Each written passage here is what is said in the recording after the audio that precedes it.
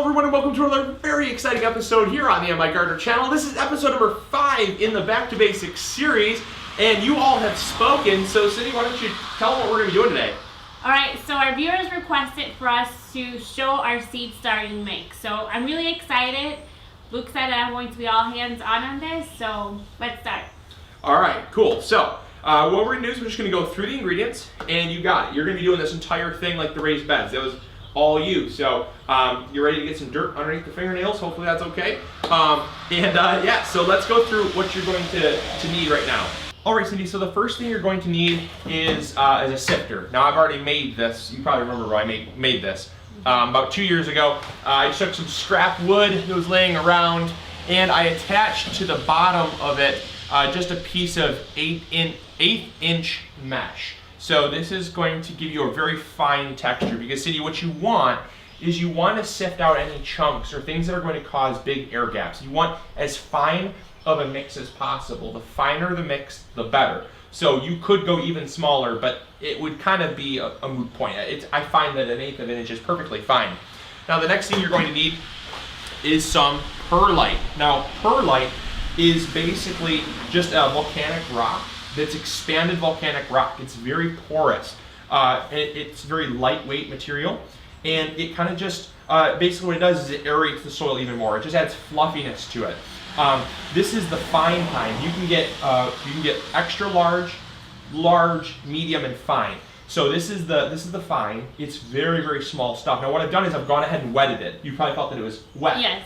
The reason why is because it's very dusty, and you do not want to inhale the perlite dust. It's basically basically silica. It's like breathing in glass particles almost. Your lungs would be very, very irritated. So it's best to wet it, and that's why it's wet. Now, another wet ingredient is wet vermiculite. Now, vermiculite is also it's basically just another fluffy volcanic rock, and this will hold on to moisture. This helps seed germination rates. It helps to hold moisture into the soil because when you're dealing with basically a seed starting mix, having that moisture there is key and critical to keeping the seeds healthy and sprouting. Now the very last thing you're going to need is, well, second to last thing really, is just a potting mix here. So we're going to sift a potting mix so that we get out all the big chunks. The potting mix is just basically 1 part peat moss to 1 part vermiculite to 1 part perlite. So we'll even get a little more perlite in there that falls through the grate, but the peat moss has barks and twigs and things like that we don't want in there. So we want to sift that out. And the peat moss has also been treated with lime because the peat moss is a little too acidic for some of your seedlings. So it has powdered lime in there. All right, Cindy, so the first thing you're gonna do is just keep scooping the potting soil into the sieve here, or into the sifter. You're gonna need a lot of it. If you bought it at the store though, the seed starting mix, would you also recommend adding that other perlite and? Yes, definitely. Yeah, you'd always want to add more because they always skimp. They never add enough of it. Ready? Yep. Shake it, shake it. There you go.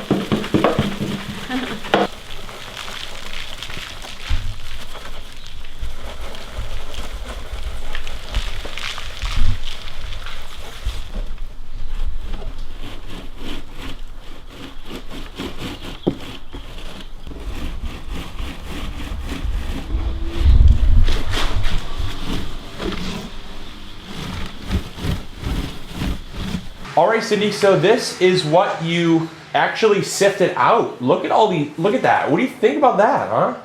They're huge.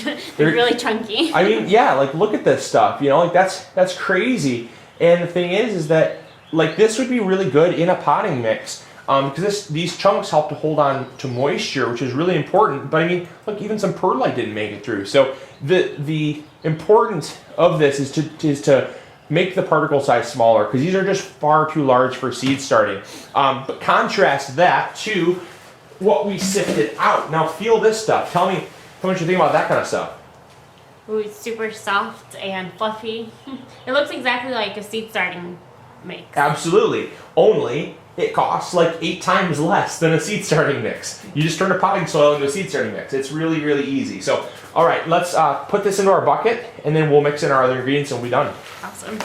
All right, Cindy, so we got our seed starting mix sifted in. It's in our buckets, or it's in our bin. Now, what we want to do is we want to mix in our perlite and our vermiculite. So, what you want to do is, I have gone and pre-measured this for you to make it a little easier on you, but you ideally want to go for a 1-to-1 ratio of everything. So 1 part of your potting mix, your sifted potting mix, to 1 part vermiculite to 1 part perlite. That's going to give you a very loose, well-draining mix that the seedlings are absolutely going to thrive in. So, all right, so you can dump in both these buckets and then mix it up and you're good. Okay. Here you go. Perlite. It's like snow. Yes. So you can find both of these ingredients easily at the hardware store? Yep, both of these ingredients are very inexpensive. You can even find them on Amazon. I'll post some links for those that are watching terrestrially. It's definitely getting a finer consistency with that added. Now, do you have any questions while we're mixing this up? Are there any other alternatives into, like, can you afford going without the vermiculite, the perlite, or I don't know, anything else that if somebody can't access these ingredients, like, is there any? Yeah, you actually, yes. If you can't access the vermiculite, the next best option is sand. You can find just like a coarse playground sand pretty much anywhere, or a beach sand. That's a great option if you cannot find the vermiculite. The perlite you really need, though. I mean that honestly. The perlite really does make the difference to make it fluffier. It will just add so much more aeration, and it prevents the particles from clumping together. Now the next thing you can add is some worm castings. So we got some worm castings. You can find them at MIgardener.com. Pure raw worm castings. We can throw these in here. That's going to give us a little bit of food, because right now the seedlings don't have anything to feed on, and they don't need a whole lot of food in their seed starting mix. So what I added was about 1.5 pounds of worm castings. That is all that you're going to need for this entire mix. They really do not need a whole lot of anything to get started. Once they're started, though, that's when we'll do another back to basics on transplanting after seed starting, like potting up into larger containers. That's when you need to start feeding them. So, Cindy, what did you think about making that seed starting mix? I think it was super painless. I learned a lot of new things about it, and I think it's definitely the way to go in saving money and Certainly. making it into a really good quality. So. All right. Hey, as always, thank you, Cindy, for joining me in the Back to Basics series. Thank you for tuning into the Back to Basics series. Click somewhere over here. We're going to have a little circle for you to subscribe, and somewhere over here, we're going to have a playlist for you to check out, just like the next video in line that we think you'd enjoy. So make sure to check that out as well. And as always, this is Luke And Cindy from the MIgardener channel reminding you to go big finish it off or go home. All right, see ya. Bye.